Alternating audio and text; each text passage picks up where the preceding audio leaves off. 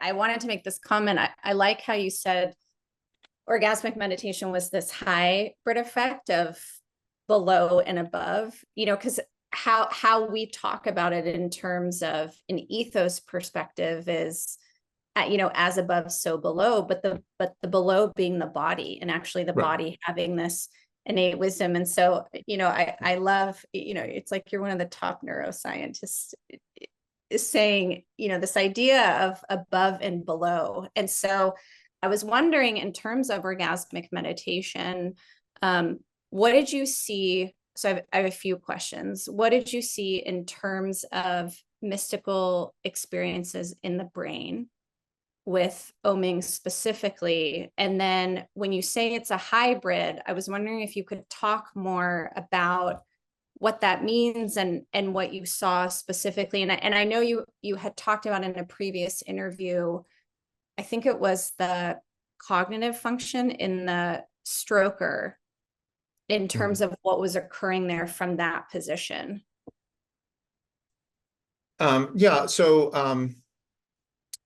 I think that, first of all, the part of what we're talking about here is the autonomic nervous system, which basically is part of what kind of connects the body to the brain. And so when we talk about different rituals, there are fast rituals, there are slow rituals, and those rituals involve different sensory, stimuli, which can be visual, it can be tactile, so there are a lot of different ways of doing that.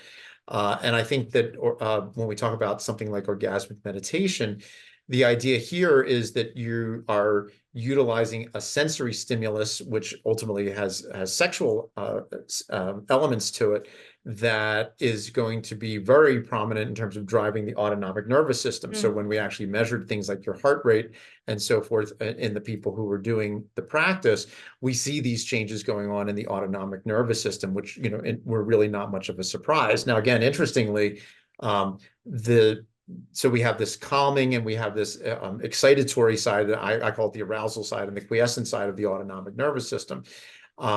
And that they have a very complex interplay between them. So you can have practices like a Buddhist meditation where it's extremely calm, and then you ultimately have this kind of arousal experience that comes on top of it.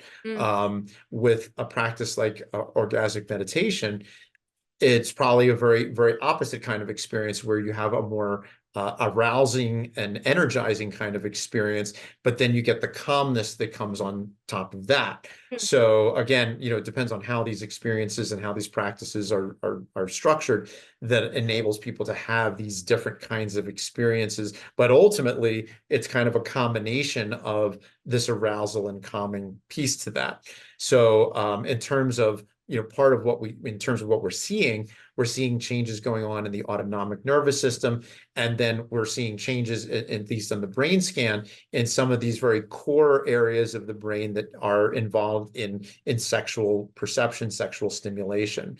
Now, as you mentioned, the other part of your question was that part of what's happening in this specific practice, since it is a paired practice, there is an interaction that's going on between the two individuals. And to some degree, we see this in other, people talk about, I get asked this all the time, like if you were to have people do Buddhist meditation, is it more powerful if there's 30 people all sitting in a room doing the meditation versus if there's one person doing it?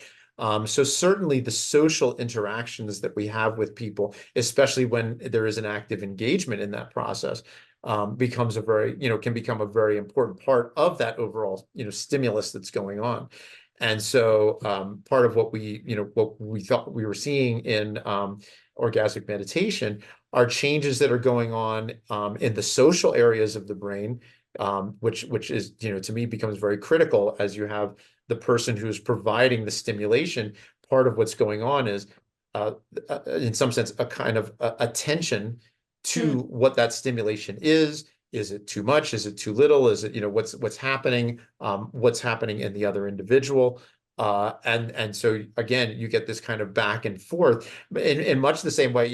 Again, I've seen this in a lot of church ceremonies, for example, where you might have the minister up at the front and then you have the congregation, and there's almost this kind of back and forth that starts Right. to occur, and you get this kind of resonance that happens that becomes a very critical part of that whole experience and really kind of builds the entire experience. In orgasmic meditation, obviously it's just the two individuals, but you know, again, you can see how this can be expanded into a lot of different ways of looking at it. But when it comes to the brain itself, again, you know, we're talking about some of the social areas of the brain that can perceive what other people are thinking and feeling, having empathy, having some understanding of what other people are thinking about, for example.